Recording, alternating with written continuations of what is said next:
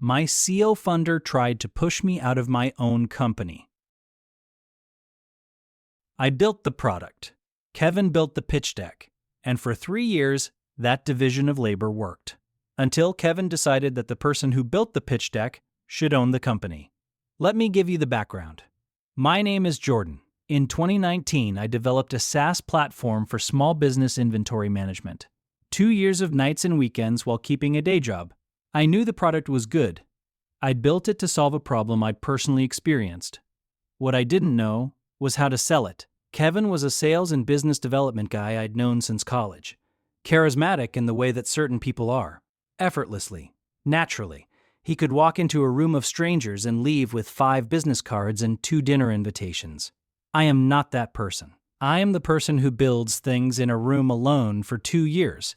We complemented each other perfectly. That's what I told myself. That's what we told investors. We split equity 60-40.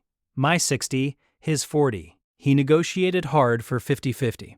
I held at 60, on the advice of a lawyer friend who told me, never give up majority in your own company.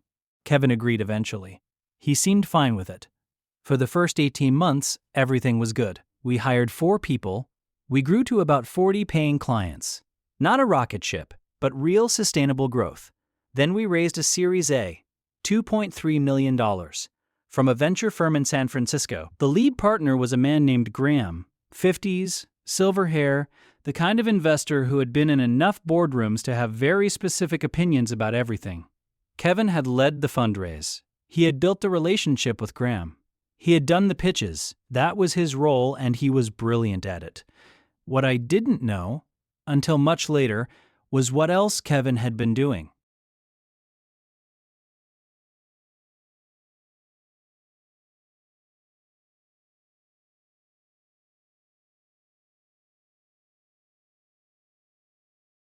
About 4 months after the Series A closed, things started feeling off. Graham began requesting board calls. Not unusual for an investor, but the frequency increased. And the calls increasingly excluded me. Kevin would report back, Graham wants to discuss strategy. Graham has some thoughts on the product roadmap. Graham thinks we should consider restructuring how decisions get made. That last one stopped me. Restructuring how decisions get made, I repeated. Said it was just investor talk, nothing concrete. Said I shouldn't read too much into it. I started reading into it. I requested full access to the board communication logs. I had the right, as majority shareholder and CEO. Kevin said he'd forward everything. He forwarded a selection. It took me 2 weeks of careful cross-referencing, comparing dates, times, email threads, to understand that the communications I was receiving were not the complete picture. So I called Graham directly. I introduced myself, fully aware of how strange that sentence was, given that I was the CEO of the company he had invested $2.3 million in. Graham was polite, professional, and then, after about 10 minutes, he said something that made my blood go cold. Kevin mentioned you've been considering stepping back from day-to-day operations. I said nothing for 3 full seconds. I haven't mentioned that, I said, to anyone. Because it isn't true. Longer silence on his end.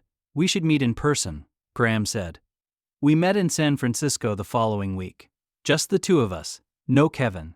Graham laid out what Kevin had been telling him for approximately 3 months. That I was burning out. That I'd expressed privately that I wasn't sure I was the right person to lead the company through the next growth phase. That I had mentioned, multiple times, being open to a transition to a chief product officer role, with Kevin stepping up as CEO. None of it was true. Any of it. Not a single word. Kevin had been, methodically, over months, building a narrative with our lead investor designed to manufacture the conditions for pushing me out. I sat across from Graham in a coffee shop in Soma, and I felt the same thing I imagine you feel in an earthquake. Not panic, a kind of total recalibration, the ground being different than you thought. I need you to understand something, I told Graham. None of what Kevin told you is true. I have the emails, I have the cap table, I have the founding documents. I built this product. I am not stepping back, and I need to know, right now, whether you're in this with me or with him. Graham looked at me for a long moment. I think he was deciding whether I was credible, whether I was the person Kevin had described, unstable, uncertain, or the person sitting across from him? "Show me the emails," he said. I opened my laptop. I had prepared for this meeting. I had a folder with everything: product specs showing my authorship, Git history showing my commits, the original investor materials with my name everywhere, the complete board communications, including the gaps that showed selective forwarding. Graham read for 40 minutes. He didn't say much. When he looked up, he said, "I owe you an apology. I was being managed. I didn't realize it." Kevin was out within 30 days. His employment agreement had a cause clause, misrepresenting material facts to the board, that qualified. He retained his 40% equity. I couldn't take that, but he lost his board seat, his salary, and his title. He threatened to sue. His lawyer reviewed the documentation. He didn't sue. We hired a new head of sales 6 weeks later. She was better than Kevin, more honest too, which turned out to matter more than I'd realized. The company closed a Series B 18 months later, $11.5 million. Graham led the round. Kevin's 40% was worth more than he'd expected, which is the most ironic ending I can imagine. He tried to take the whole thing, and instead, he just got rich alongside me. I don't know if that's justice, but it's the ending I got, and I've made my peace with it.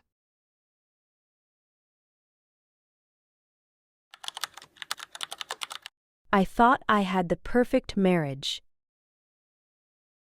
I want to tell you about the day my life split in two, before and after. There's a specific Tuesday afternoon in October that marks the line. Everything before it, one version of my life. Everything after, another.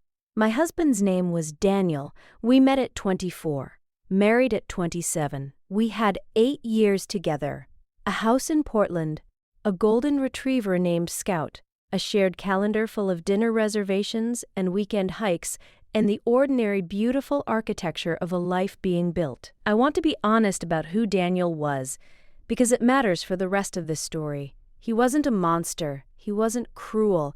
He was warm, funny, thoughtful in the specific ways that become invisible over time. The kind of person who noticed when you were stressed before you said anything, who remembered the names of your coworkers' kids, who always made coffee before you woke up. He was also lying to me for 2 years. Not through a dramatic confrontation, not through a suspicious text message I wasn't supposed to see. I found out because of a parking receipt.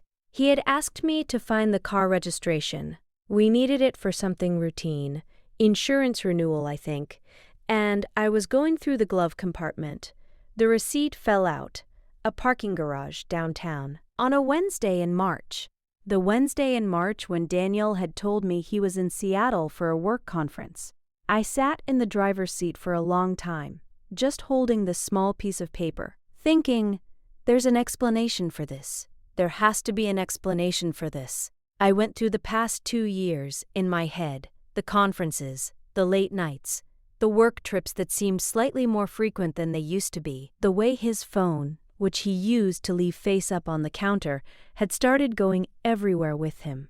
I had noticed all of it and dismissed all of it because this was Daniel, because the coffee was always made, because I trusted him completely, structurally, the way you trust the foundation of a house you've lived in for 8 years. I didn't cry. That's the thing I remember most clearly. I sat in the car and I felt very still. Like something in me had gone quiet in order to think. I put the receipt in my pocket. I went back inside. I made dinner. I talked to Daniel about his day.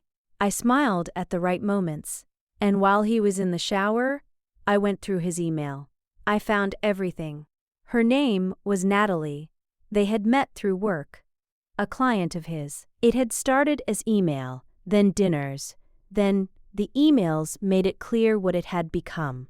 2 years, not a mistake, not a moment of weakness. 2 years of parallel life. I read every email, every one.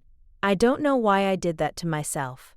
Maybe because I needed to know the full shape of it, maybe because some part of me was still hoping to find the email that explained it in a way that would hurt less.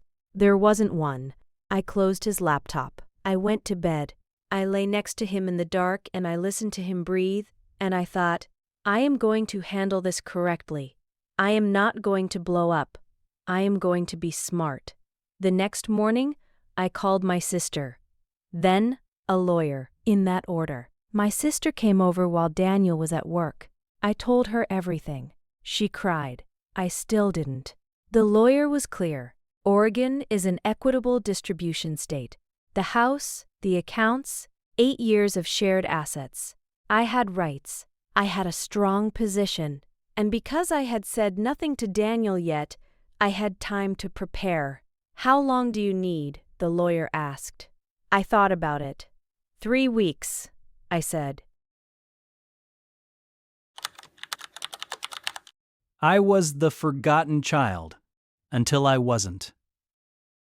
In my family, there was always a hierarchy, not spoken, never acknowledged out loud, but visible in every room we shared.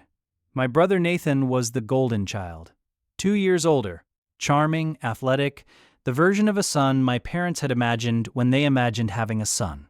He played baseball, he had friends easily, he said the right things at family dinners. My parents lit up around him in a way they never quite lit up around me. I was the other one, the quiet one, the one who read too much and talked too little and had opinions about things that didn't interest anyone else in the house.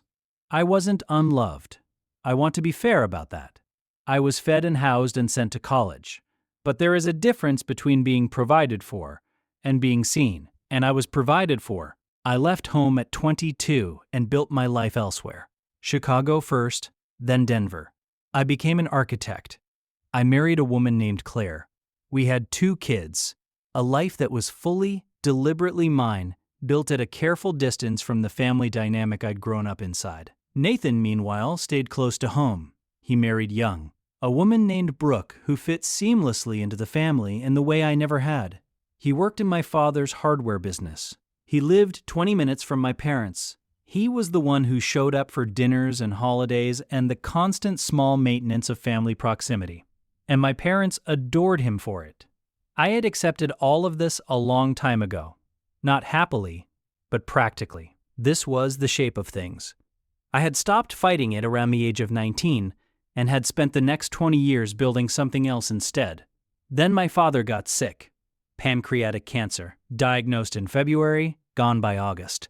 6 months, which sounds fast until you're inside it, and it feels like years. I flew back. I took leave from work. I spent 3 of those 6 months in my hometown, sitting in hospital waiting rooms, driving my mother to appointments, handling the administrative machinery of serious illness that no one warns you about. Nathan was there too, but his presence was, I noticed even then, more social than practical. He came for the evenings, the dinners, the moments my father was awake and talking and himself. I came for the mornings, the paperwork, the conversations with doctors that no one wanted to have. My father died on a Tuesday in August. I was in the room. Nathan arrived 40 minutes later. At the funeral, Nathan gave the eulogy. No one asked me, or rather, my mother asked Nathan, and the assumption was made that this was settled. I sat in the front row and listened to my brother speak about a man I had also loved, in my own complicated, unresolved way, and I held it together. 2 weeks after the funeral, the will was read. My father had left the business to Nathan, the house to my mother for her lifetime, then to Nathan. His savings split, but not equally. 70% Nathan, 30% me. My mother explained this to me privately, before the lawyers' meeting. Her logic, my father's logic, which she delivered in her own voice, was that Nathan had sacrificed by staying close and working in the business, that I had chosen to leave and build my own life and therefore had less need, that this was fair. I looked at my mother. I thought about the 3 months of mornings, the hospital paperwork, the doctors, the drives.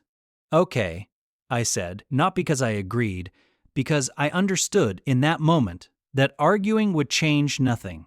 The will was the will, and more than that, the will was also the final documented version of something I had always known. My father had loved me. He had also, always, loved Nathan more, and now it was in writing. Here is where the story turns. 6 months after my father died, Nathan called me, genuinely. It was the most honest conversation we'd had in 30 years. He said, "I don't know why you helped me. After everything." I thought about it. "Because I didn't do it for you," I said. "I did it for her, and because I didn't want to be the kind of person who didn't." My mother lives in that house still. I visit twice a year. She makes the same meal she always made: pot roast, green beans, a pie from a box that she pretends is from scratch. We don't talk about the will. We don't talk about much that matters. But she always meets me at the door. And the way she looks when she sees me is not the same way she looks at Nathan. I noticed that recently. I don't know what to do with it. Maybe some reckonings happen in small rooms, quietly, over pot roast.